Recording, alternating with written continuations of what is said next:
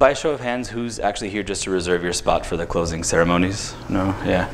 All right, 2 people. Thanks for being honest. We're gonna talk about Git today, obviously, hopefully. No, we're gonna talk about Subversion. Who wants to hear about Subversion? Some people. All right, cool. So we're gonna talk about Git and how Git and GitHub can kind of foster and how you can think about being more effective as a teammate in a group environment. So obviously, some of this stuff may apply if you're working solo on a project, but for the most part, this is more about some of the tools that help to foster that communication with your team. So who is already using Git as your primary source control?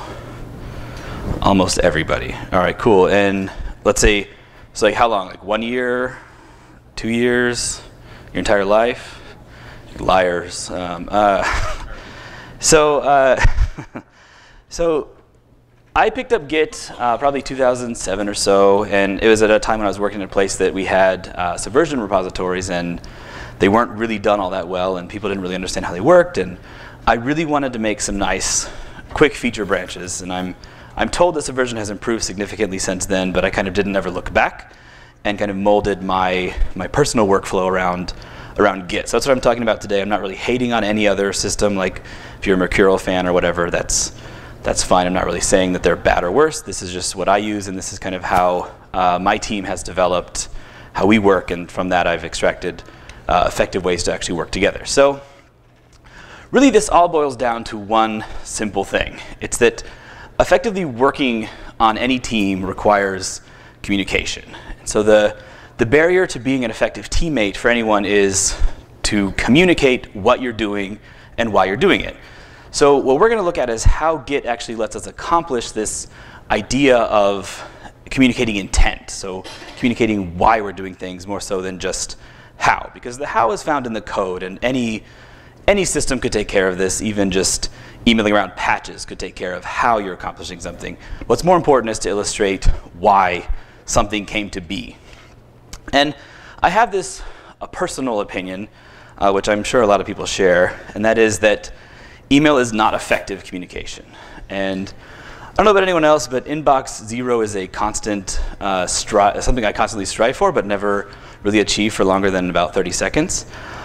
Because people think that email is like the best way to communicate. And they're like, I'm gonna send you this long, drawn-out explanation of this problem I'm having. And I'm like, I don't really need that. All I need is you to push the code, kind of explain a basic idea of the concept. I can look at it and talk to you there. I don't need this long diatribe of something that needs cliff notes for me to understand what's going on. So email is something that I try to work out of my workflow, because I just don't care about email. I don't care to look at it. So how do you then replace email for communication? So opportunities for communication within a Git workflow are commit messages. So some people have opinions on how a commit message should be formed. Some people don't. I'm kind of anal about what mine look like and what my teammates look like. Most important to me is the structure. So I want to see a concise first subject line that tells me exactly what that commit is doing. And then you can put literally whatever you want in the rest of it, because I'm probably only going to read that one time, if any times at all. But that's where I would go for more information about what you're doing and why you're doing it. But that subject line, that very first line of your commit message in Git, is the most important. And we can see why later, but it's essentially a way that you can track intent through just looking at one single line of your history. The second thing that works in a Git and GitHub or Bitbucket, any place that has pull request, is pull request comments. Now, this kind of replaces the idea of sending around patches and long explanations. And then also for me, the idea of commenting on pull requests as the author of the pull request, as well as people who are looking at it, kind of replaces the whole idea of needing to have lengthy conversations and issue trackers about code. So normally for us, we have an issue tracker, and we typically like to reserve that for communication with product people or someone who understands the theory or the concept of what's being implemented, as opposed to the actual implementation.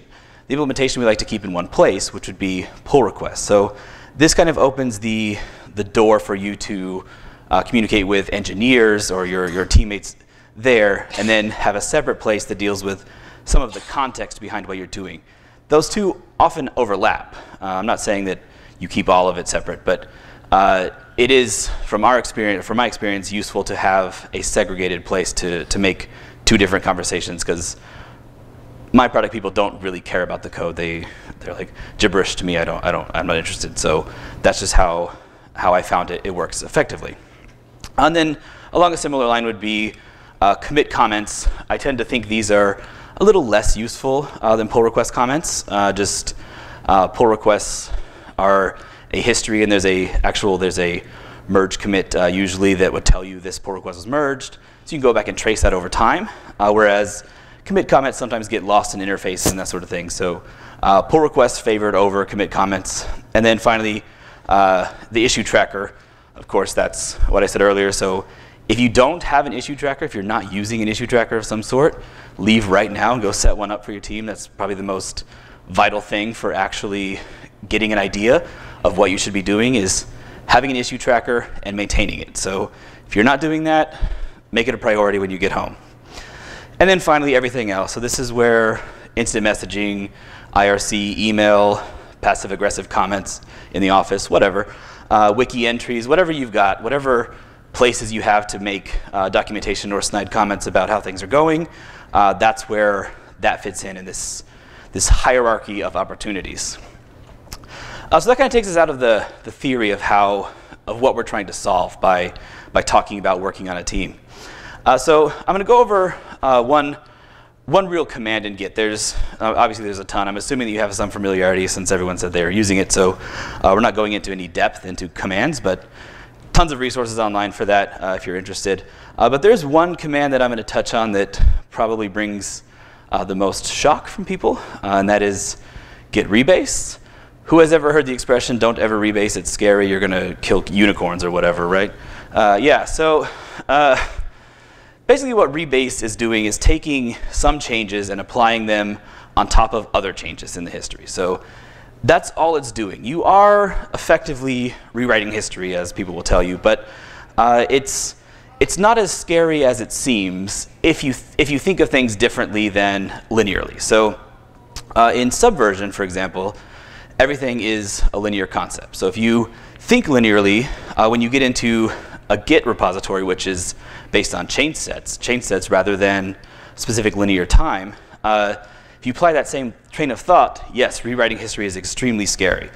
But if you think of it in terms of how does the code evolve in groups or in sets, that's where rebase comes very much in handy, because you've got this collection of things that gets applied at this point in time, and then this next collection gets applied here.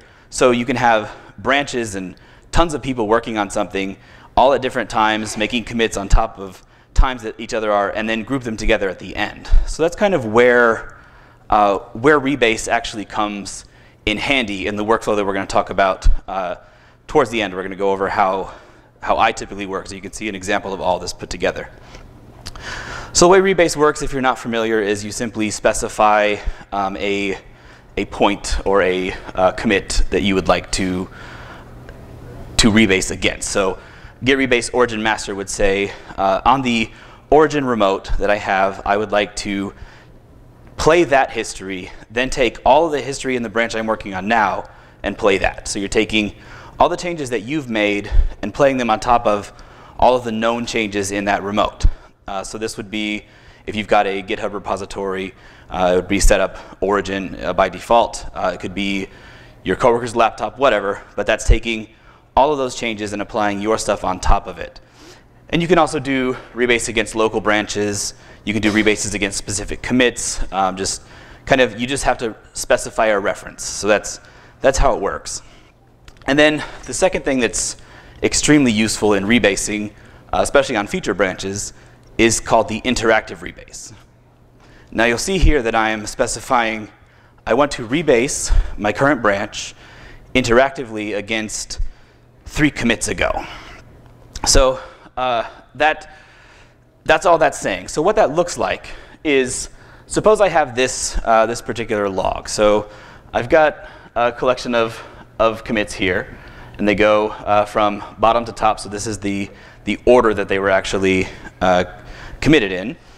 And what I want to do is take the top 4 commits and rebase them, essentially. So I want to work on those 4 commits for some reason. So I look at it and I say, maybe this history isn't as clean as I would want it to be.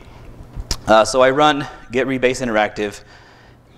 The head, which is current state of the repository, 4 commits back. So that's all that command is doing. I could have easily specified 0C9A579. That's the SHA identifier for that particular commit. That's the same target. So what that's going to do is bring up a screen in my editor, which in my case would be, this is in Vim. So what it's going to show me is the 4 commits that I specified. And you'll notice that they're in reverse order this time. So the first one is going to be applied, and then the second one, so on and so forth. So they all start with the word pick. What that means is I want to use this commit unchanged. But personally, I don't want to see this update foo commit because it's just, I changed my mind about how something was done, so I want to hide that before I push my branch out. Or this fix typos commit, it's not really important to the intent of whatever feature I'm working on, right? Like, it doesn't matter that I had 17 typos and it took me 7 commits to fix them all. All that matters is that the feature's done. So I'm going to get rid of those 2 commits, and the way I do that is using fixup. So the documentation that Git provides you is pretty useful in editor or online, easily found. But basically, fixup is taking that commit, taking the change that you made, applying it to the commits or commit above it, and then discarding any commit message. So in the final history, update foo and fix typos won't ever appear as actual commits on this branch. Only the add foo documentation and expand idea of foo with speakers will show up. So running that command, after saving this file, it's going to actually perform my rebase. And when it does that, it's going to do a few things, apply them. If there's any merge conflicts, that's where it would show up. Typically, there aren't, but it just kind of depends on what you're doing and the order you're changing things. And then we can go look at our history again and notice that those 2 commits are now gone. So I'm a lot happier with the way this history looks, and that's just something that's useful for me. So I can read this and see what happened without needing to be bogged down with a bunch of details. So that's what rebase does. And that's kind of how rebase is useful on a local or a feature branch concept. And we'll look at how it's useful in a workflow in a little bit. But it's this concept of quote-unquote rewriting history doesn't have to be scary. The scary part comes when you're sharing a branch with somebody. You've already pushed it somewhere else. If you rebase it, at that point, you are really rewriting history and really making things difficult for whoever you're working with. So at that point, you would have to force push the repository, or force push your branch, and you'd have to tell whoever you're working with they're going to have to reset and pull down the new force push. So that's where the problem comes in. When you're actively collaborating on something, don't push out rebase. So don't use this if you've already pushed the branch and someone else is working with you. That's the takeaway on rebase. Otherwise, rebase is perfectly safe and fine. So then there's one other thing that's useful with rebase, and that is changing how git pull works. If you're familiar with git pull, what it does is it fetches a remote repository that you specify, or origin by default, and then tries to merge in a branch, depending on how you have it configured, into your branch as a merge operation. You can get away from that, get away from the concept of merge commits in pulls if you use pull -- rebase. So that's going to actually use a rebase action as opposed to a merge action. So that helps clean up history of local branches when you have remotes, and there's sometimes you'll get merge commits, sometimes you won't, depends on the situation. But if you're not a fan of merge commits, which I'm not, obviously, git pull rebase is the option there. So that takes away from the one really important command for understanding this concept that I'm going to introduce, the workflow. And we'll talk briefly about some of the workflows that people use on teams. The first one is the most basic workflow, and it's probably what you're used to if you come from a centralized background, which would be a centralized workflow. So you'll have a blessed repository somewhere, which could be GitHub, could be on your local servers, whatever. But it is a repository that everyone works against. They clone that, and they're working locally, but everyone works on master, commits, and then pushes that up. So you're working effectively just like Subversion, just like a centralized source control system. You're just pushing code in, and everyone does the same thing. So suppose we had, our first developer is John, and he clones the repository. He creates some file. He pulls down to get any changes that happened in between when he cloned and when he finished writing file, commits it, and then pushes it up to master. And then simultaneously, or somewhere else, his partner, Jane, she does the exact same thing, but on a file called foo. She pulls down, commits, and actually pushes that out. So now they've both operated on the same branch locally and pushed it to the same branch on the remote. What master is going to look like is a linear line. So this is going to be what you get with that particular workflow. You're just going to get commit after commit after commit.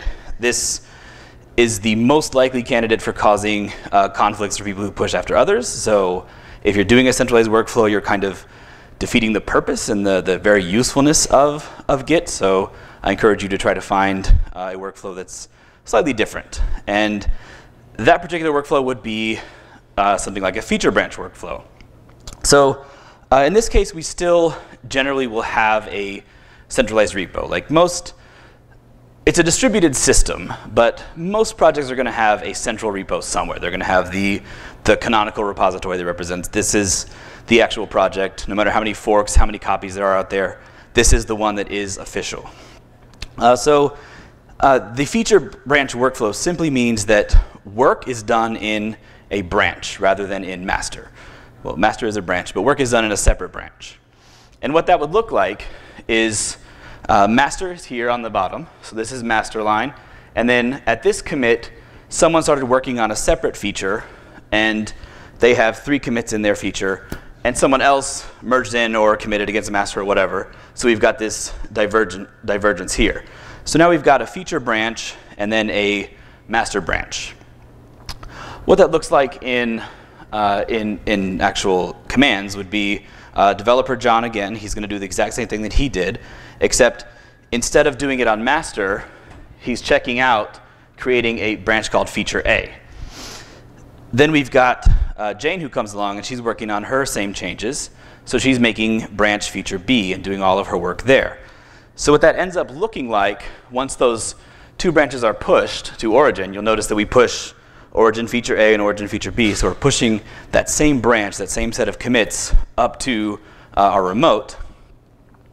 You'll end up with something that looks like this. So you'll have the master line, which has an extra commit still, and then you have feature A, which has a commit, and feature B, which has a commit that may have happened at the same time or around the same time. Not a big deal either way, but they branch from the same point. So now here's where we have to get the feature branches back into master. So master represents our main development line or our main code line, so we have to have everything merged back in.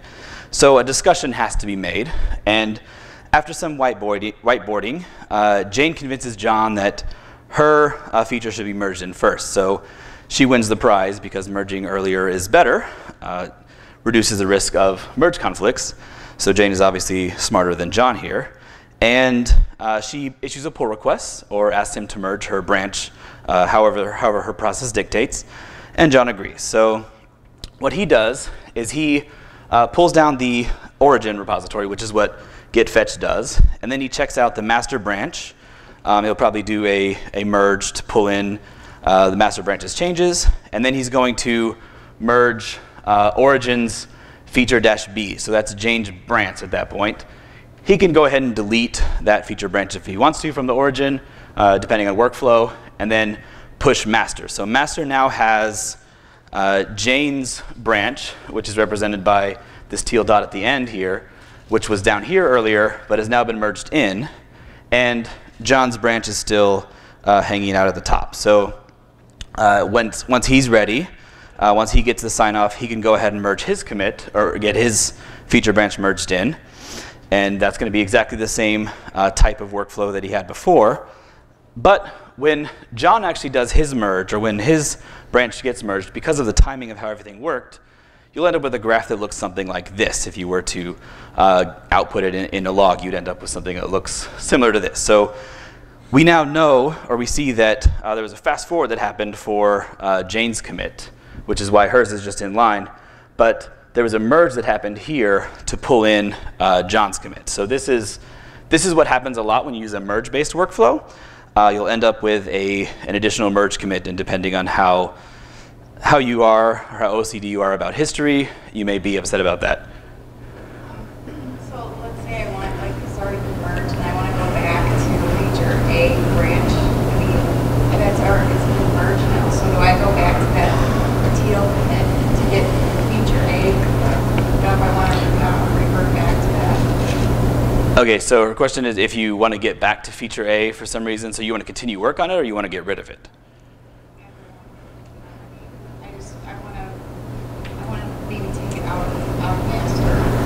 Okay, so if you want to, she's asking if you want to actually take out a commit at this point, or if you want to take out a feature that's been merged, you would have to revert that merge commit. You'd have to revert what happened. You can't, I mean, you could go back and then force push it, but that's a very, very bad idea. So definitely revert is the way to go there.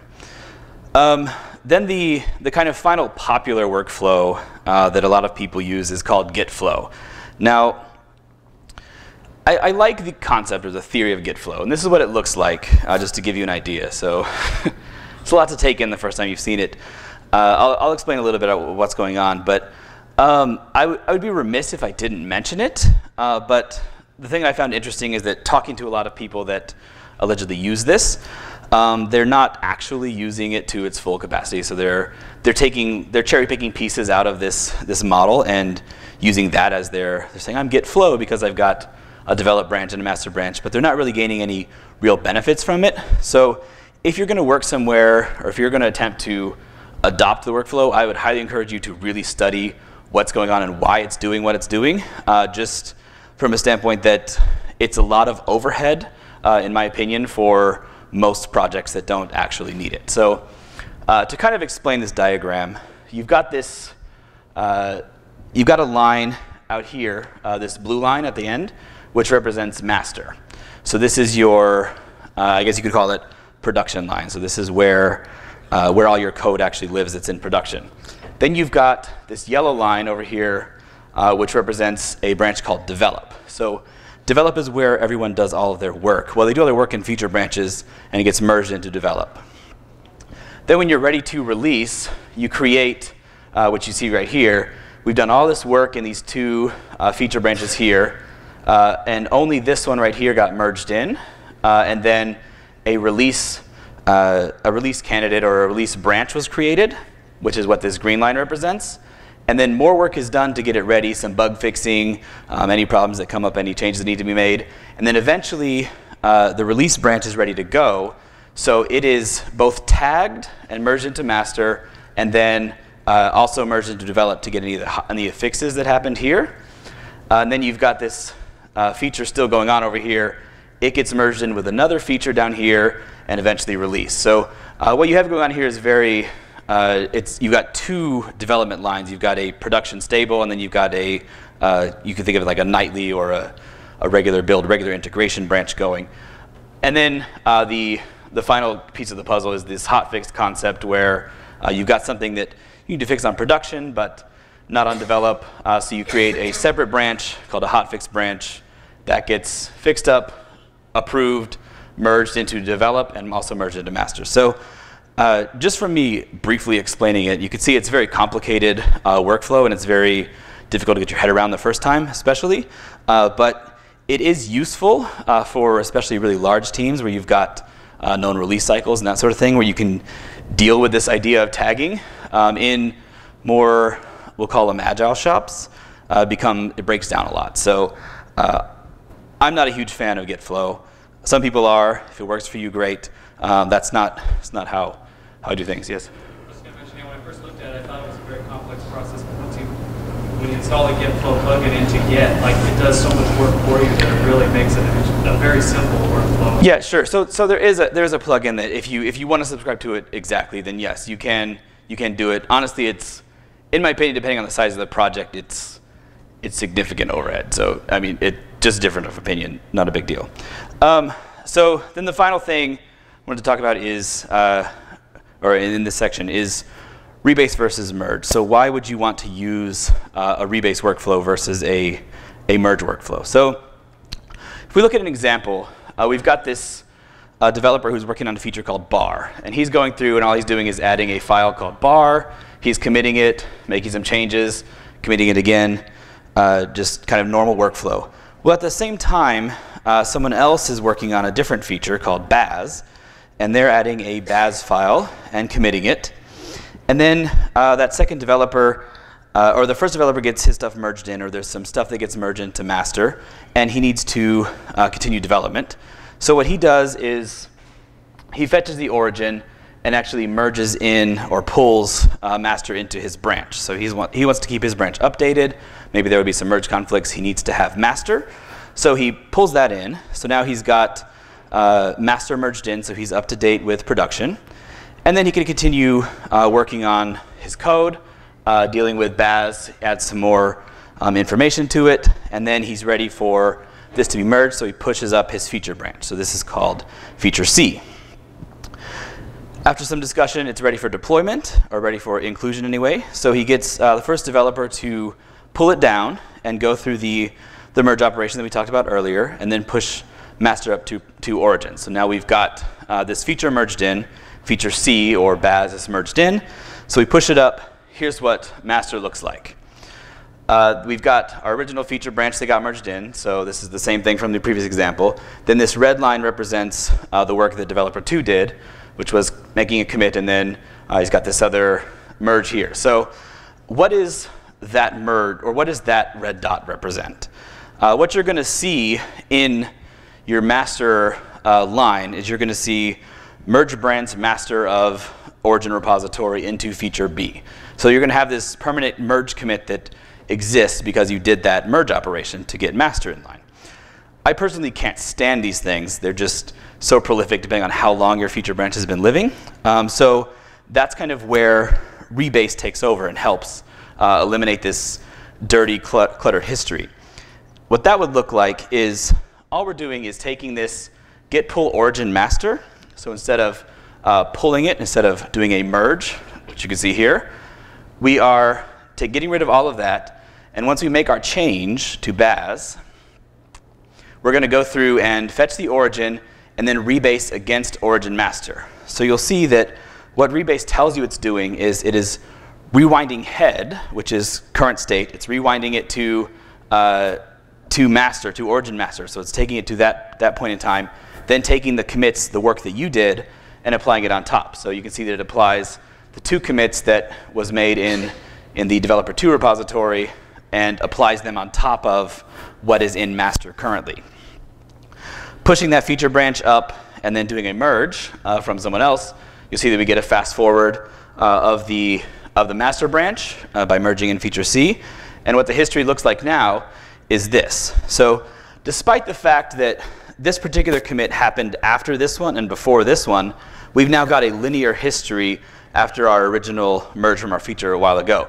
This to me reads a lot cleaner and is especially helpful once you incorporate pull requests into your workflow, because what I would have, or what we have in my team, is we have a third commit out here which represents a pull request merge. So it would say merge pull request number 258 or whatever, and you can link to that and figure out what the pull request is about. And then everything between that commit and this commit, which would also be a pull request merge, would be the implementation of that pull request. So now I don't have to go tracing over time 15,000 lines that diverge. We've got this huge graph of merges and branches going on.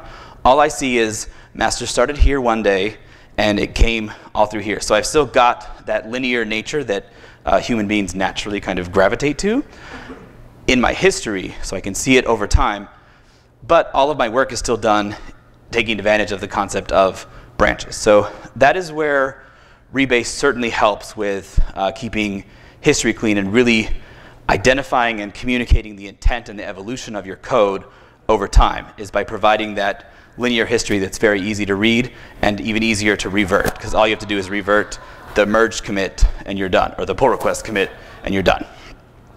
So that kind of gets us to what the problem we're trying to solve, what problem we're trying to solve with this concept of a workflow. So how do we have the conversations necessary to actually keep knowledge of what's going on and where all these features are being developed and how they're being developed? How do we keep that conversation rolling? Well, for us, what we've done is pull requests. So code reviews, if you're not doing code reviews, peer review in your team, you should definitely be doing that. It is a way to share knowledge and also a way to catch a lot of things that you would miss otherwise. Code reviews are an essential part of what our workflow is focused around, and we use a pull request to represent where a code review will happen, and then also is the central force or the central place where you get code to be actually released. So no code goes out into production without going through a pull request. So it's all reviewed, it's all verified, and there's a conversation that happens around how and why you did something.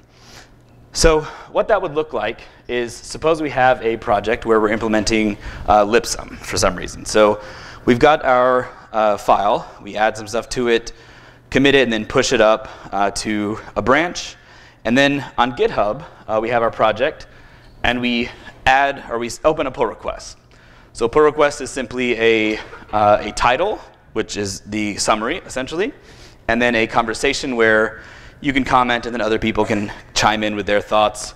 They can look at the commits that you've made against it. They can look at all the files that you've changed, which would look something like this. So they can go through and review everything that you've done in your commit and comment on it. So this is where that conversation really happens, because I can go through here and say, my particular comment in this one is, this is not even Latin, please replace it. So I'm upset that this lipsum is not actually Latin. So I'm calling someone out, I'm saying this is not a great way to implement this. Let's go ahead and change it. So this conversation happens in the pull request. It's not happening in a private chat somewhere. I mean, it can.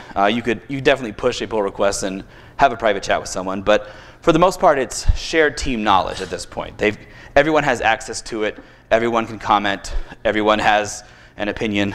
Believe me, everyone has an opinion. So they'll offer it here. And so that's kind of where this communication happens across the team. Everyone gets a chance to read what's going on and understand the evolution of the code. So the basic policy that we have is pull requests, open them early, and update them often. So if you are not using a knowledge sharing technique like pair programming or something like that, honestly, a pull request is probably the easiest way to get a feedback loop. If you're already using GitHub, it's free included functionality. So if you're not taking advantage of that, definitely do it. I tend to open pull requests as soon as I have something that is somewhat decent. So this is something that goes back and forth with some of my teammates of whether it's useful to open a pull request when a feature's not done, because you're asking someone else to commit their time to reviewing something that may not even make it to production.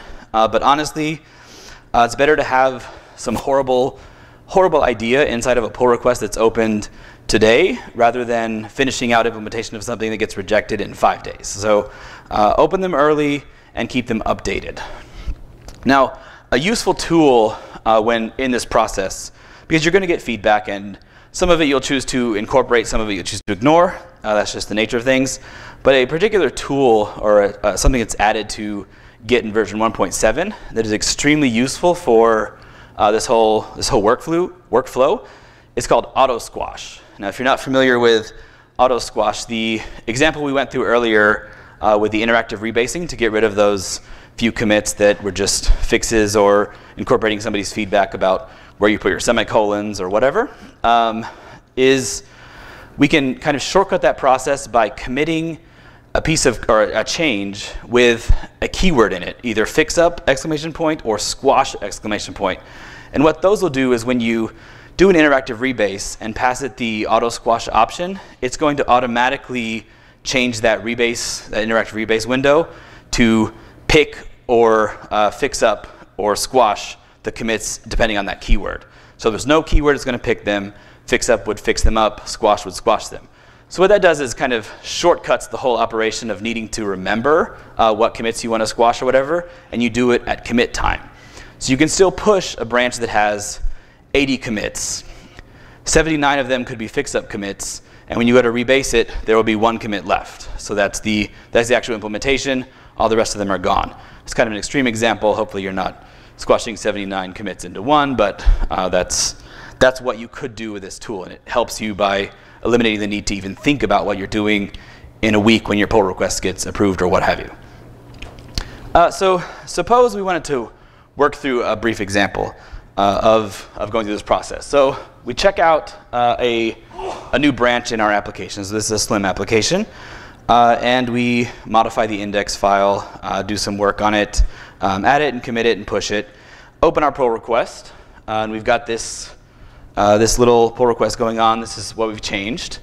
And our teammate comes around and says, and we've asked a specific person. So this is another tool that we use a lot, is mentioning people. If you're working on code reviews, depending on your particular philosophy of your team, we tend to call out people that we know can review a specific thing. Everyone's open to look at them, obviously, but if you have the ability, tag people, get people's attention to it in whatever process works for you. So whether that's PM or internally, this is how we do it. So I would tag myself in this particular example. I tag myself for review, and then I went through and I looked at it and say, per our style guide or whatever, if I don't have some auto checking on it, you shouldn't be using parentheses here because it's a language construct. So I'm just making a particular comment about how this was implemented.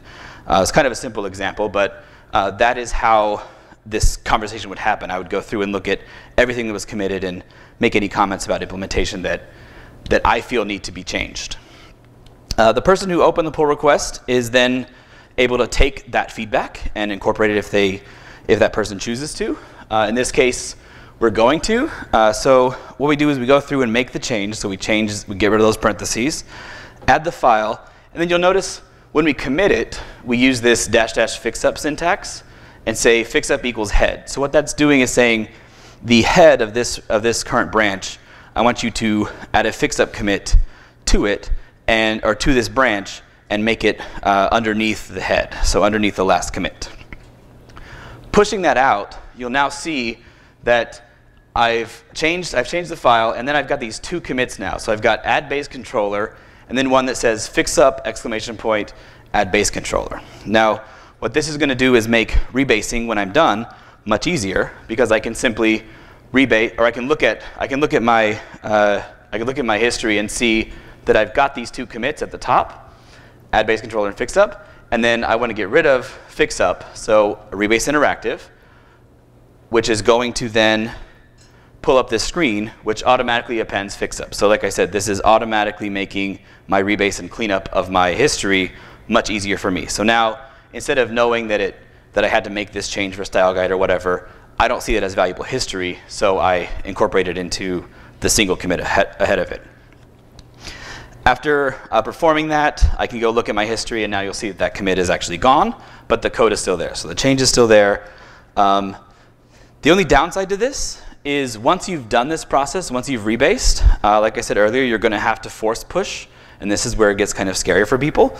If you have a pull request open, and it is right before you're going to merge that pull request, it is perfectly fine, as long as no one else is depending on that branch, to force push it.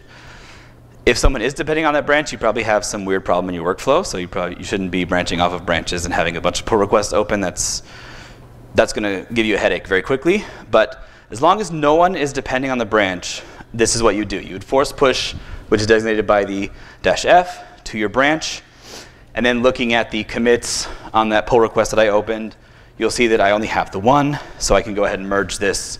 It's mergeable, it's done, so it'll be in master.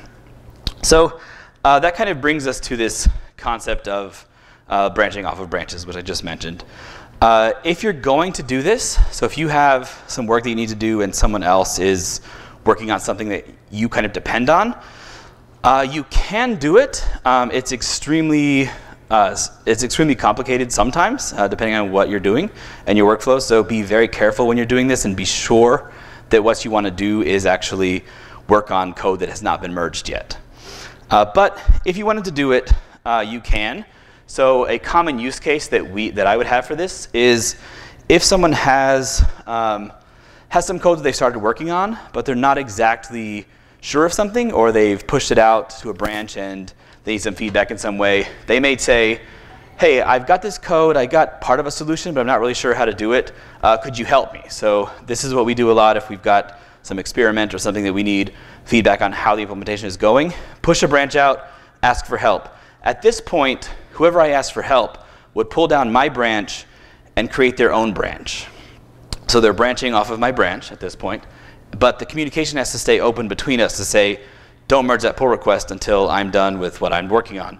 Because if they do, that can cause some very interesting things depending on how our workflow works. So in this case, I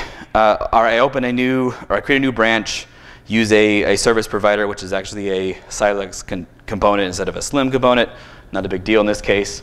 But we go through, add our file, push our new branch, so this is the branch off of a branch, up, and open a pull request, which you'll notice that instead of merging into master, we're merging into our previous, the branch that we actually branched off of. So in this case, we're saying, here is my proposal to help you. Here is how I would go about implementing this change.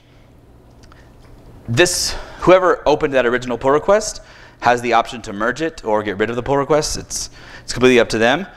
So suppose they do, they go ahead and merge it. So now I've got a history that says, here's the original commit, and then here's what happened in that second branch, and I merged it in. So you haven't lost anything by doing this. You now got credit where it's due. So the second person who worked on it, their commits are in there. Plus, you can go look and see, here's the pull request where that happened. So if there's any conversation or any feedback that happened, you'll be able to see that as long as you're still using GitHub. So that's kind of the benefit of doing this approach.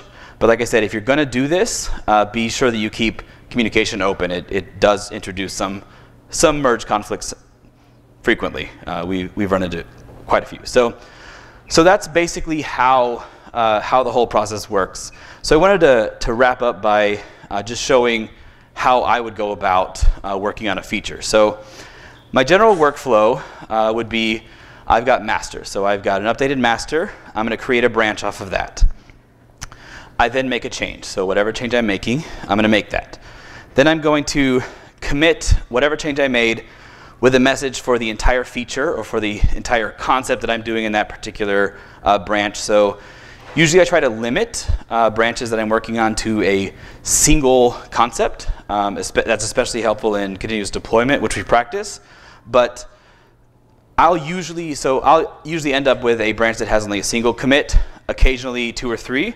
But the first commit I usually name and title and fill out as if it were the entire feature that I'm working on, because that comes in handy later, which you'll see.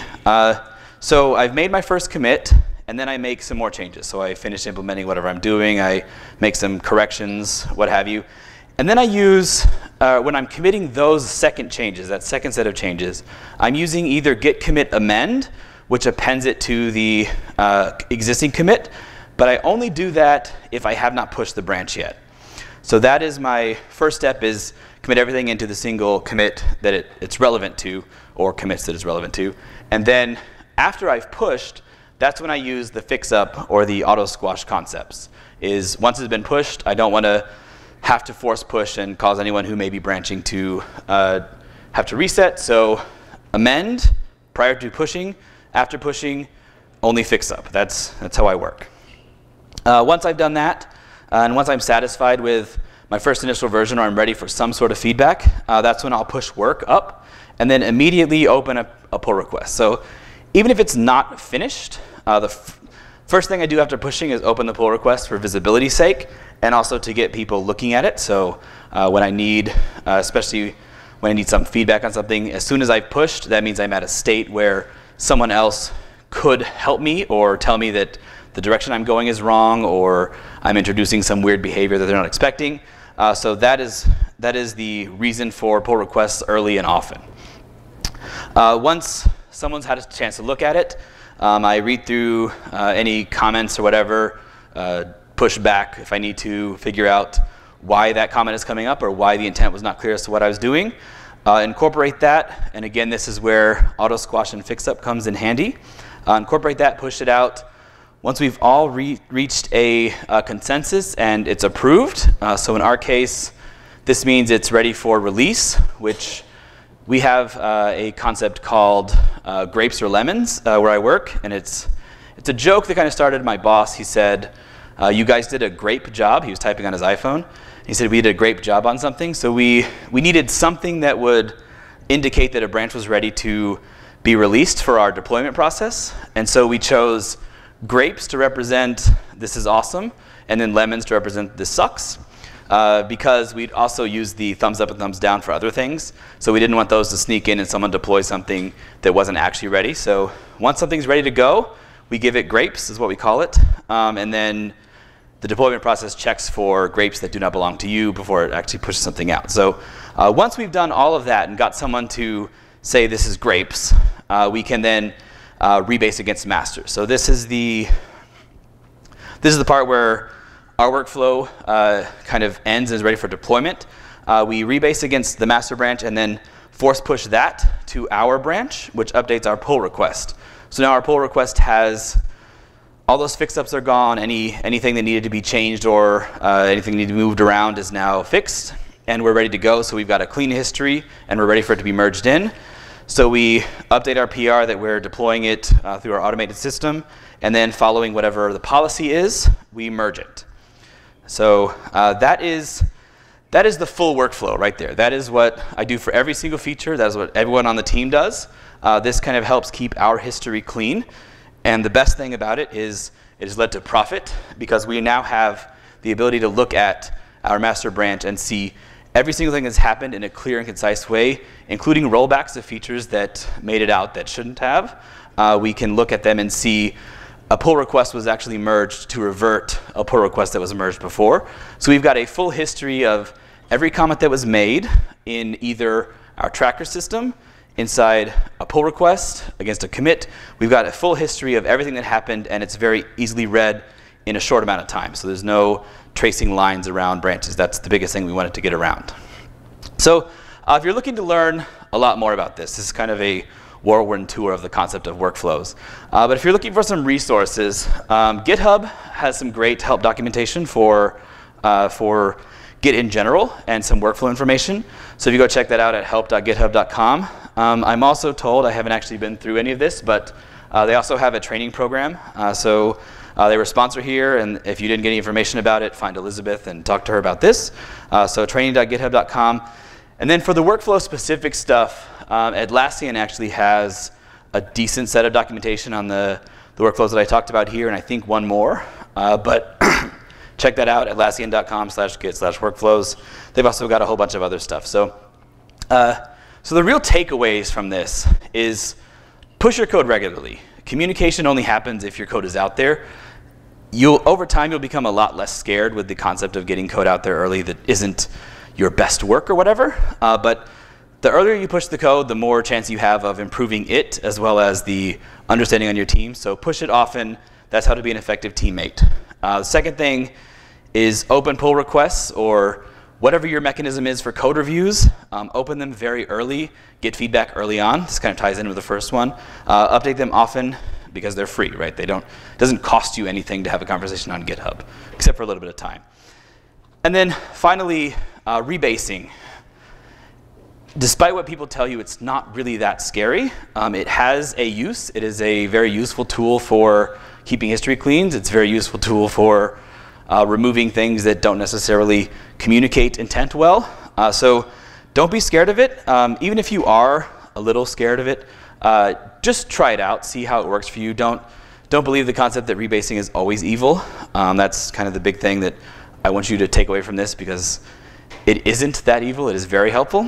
And then the only caveat to that is definitely don't rebase and push branches that other people are working on. So if other people are depending on it, that's where you don't do it. So that is why people tell you don't use rebase ever. It's scary because you're going to have a bad time, I promise. So that's all I have. I'll have some time for questions right after this. This talk is on Join In, just like everything, as well as the conference. So give some feedback about how things went, what you were expecting, what you got out of it, what went good, what went bad, to not only my talk, but every talk that you've seen. It really helps the speakers. We really do appreciate anything you have to say. That's definitely appreciated. So this is number 10636, if you're interested. I can be found on Twitter and most everything as J. Carouth. So if you have questions that you want to ask me there or whatever, I'm in PHP mentoring in Freenode. I'm involved in that project, so you can find me and ask me any questions you want to about this or anything else, and if I can help you, I will. If not, I'll find someone who can. So questions? Yes? Two parts. What does the permissions look like for your team on GitHub? And how do you enforce people using pull requests, not just submitting to master? Sure. So he wants to know what our permissions look like on GitHub, and then how do we force people to use pull requests? OK, so permissions on GitHub. Our team, we have 9 people, so we're pretty lax on permissions-wise. We don't deal a whole lot with, we don't have a lot of people that are kind of gaming the system right now. So anyone can do anything. There's only a few of us that can actually administer things, but as far as accessing all of our repos for all of our projects, everyone has blanket access to it, so they can see it, communicate in it, work on it if they so choose. As far as the pull request portion and keeping from pushing directly to master, we don't have any actual mechanisms to prevent pushing to master, but you can't deploy anything to production. So you could push to master, but it would never actually make it out the door to our servers. You can't deploy anything that's not on a pull request. All of our tooling around that is locked down, so the only way to do it is to tell it, I want to deploy this particular pull request, or these pull requests, and it's going to go through and check that you've rebased against master. It's going to check that you've gotten grapes from somebody who's not yourself. It's going to check all of the requirements that are, this has to be done prior to deploying. It checks all of that. So we're not terribly worried about preventing people from pushing to master, because they're hopefully not going to do that. We trust them not to. If they do, we can clean it up. But the biggest thing for us is you can't actually get code out the door.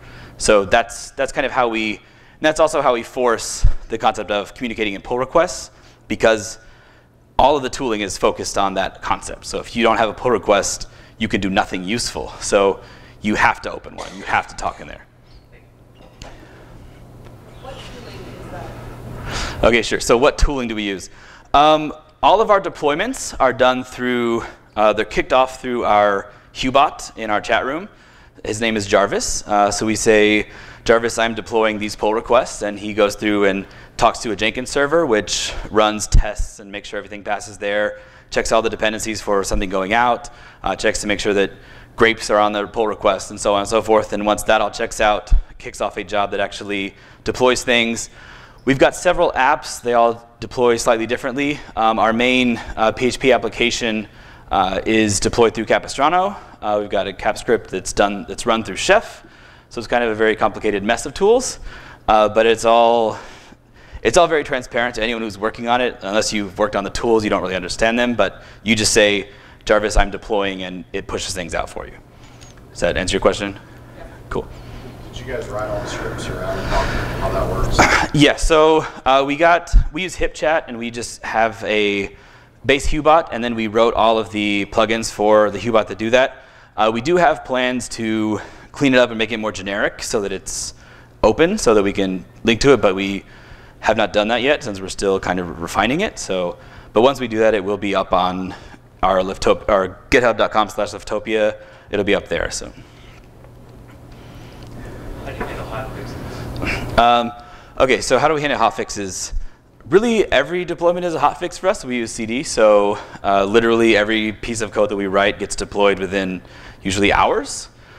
So hotfixes are just another thing for us. Like, it's not really, we don't have a special process for it. It's just a bug that came in, was marked emergency, drop everything, work on it, and get it reviewed and deploy it. Like, they work the same way as any other feature. So, like, it uses pull requests then too, the whole process. Yes, so do hotfixes use pull requests? Yes, everything goes through a pull request. Everything's reviewed. There's no way to get code out on your own, PCI compliance and everything. There's physically no way to do it.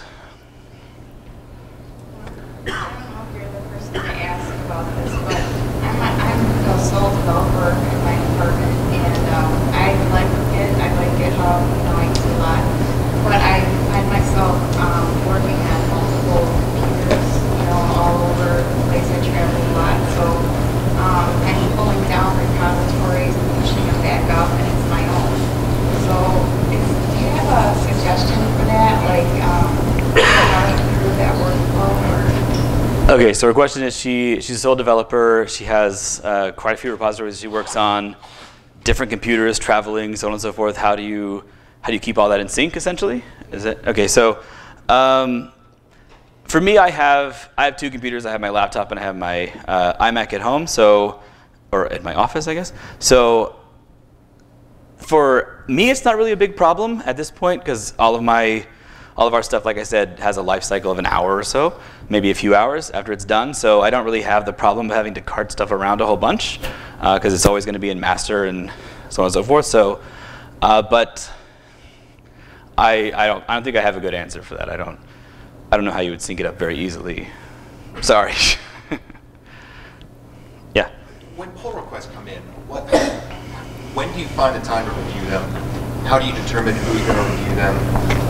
What is the time to live on and how soon or how long a pull request? Okay, so good question. So he's asking, when a pull request comes in, how do you find time to review it? How do you, what is the life cycle on that process? How do you know who should review it?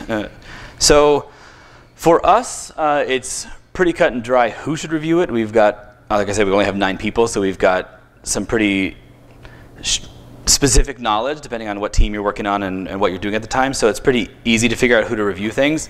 But generally, we don't worry too much about the who because we want to share the knowledge. So we'll generally tag 3 people who could do it, and one of them hopefully will go in and look at it.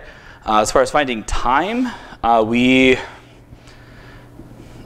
just do. I don't know. I don't really know. For me personally, my process is work on something, get a pull request out. While I'm waiting, go review 1 pull request. So I just kind of queue it up that way internally. So I know that I've got 3 that are in the queue, and we try to keep pull request count to 0. So we've got pull request 0 instead of inbox 0. So it's just, we try to watch them, make sure they don't pile up, depending on notifications of things. And then if your pull request is sitting there for longer than usually 2 hours, we go track someone down in HipChat or come up and say, hey, do you have a second? Can we go over this and screen share and go over it, at that point? So that's kind of what we do. We put all the responsibility on whoever wrote the code to get it reviewed by other engineers.